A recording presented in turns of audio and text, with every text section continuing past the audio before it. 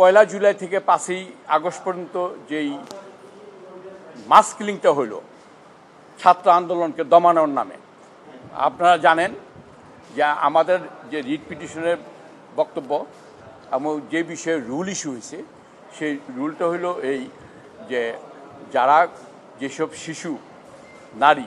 ঘরের ভিতরে ছিল, ছাদে ছিল, 8 তলায় ছিল, 5 তলার মধ্যে ছিল,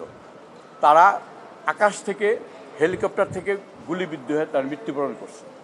সেই মৃত্যুবরণের কারণটা অনুসন্ধান করার জন্য আমরা রিট করছিলাম এবং কালকে কোর্টের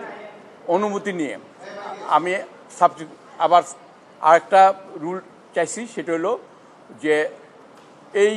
পয়লা জুলাই থেকে 5ই আগস্ট পর্যন্ত যেই মাস কিলিংটা হইল ছাত্র আন্দোলনকে দমানোর নামে, এই মাস কিলিংয়েরও একটা আন্তর্জাতিক নিরপেক্ষ একটা তদন্ত কমিশন চাই।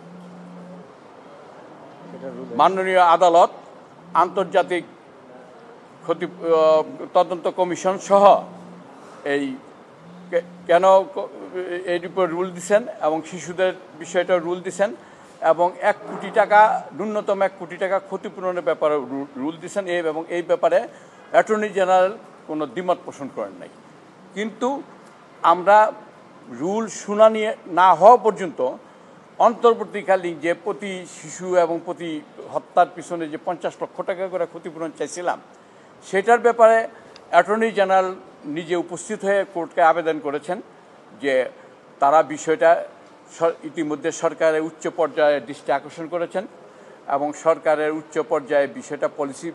এটা নিয়ে আলোচনা হবে এবং এই আলোচনার রেজাল্ট তিনি 5ই সেপ্টেম্বরের মধ্যে জানাবেন এবং সেদিনকেই কোর্ট আদেশ দেবেন। রুলের টার্মটা একটু বলেন তো। রুলের টার্মটা তো যা বলছি এটা ইংরেজিতে বলবো না, রুলের টার্মটা হয়েছে যে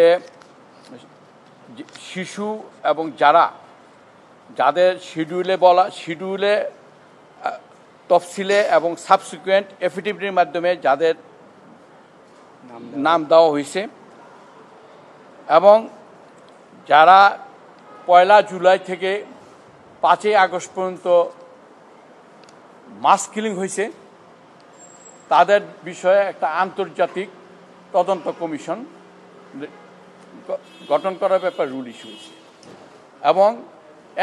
ন্যূনতম 1 কোটি টাকা ক্ষতিপূরণ দেওয়ার ব্যাপারে রুল ইস্যু হয়েছে।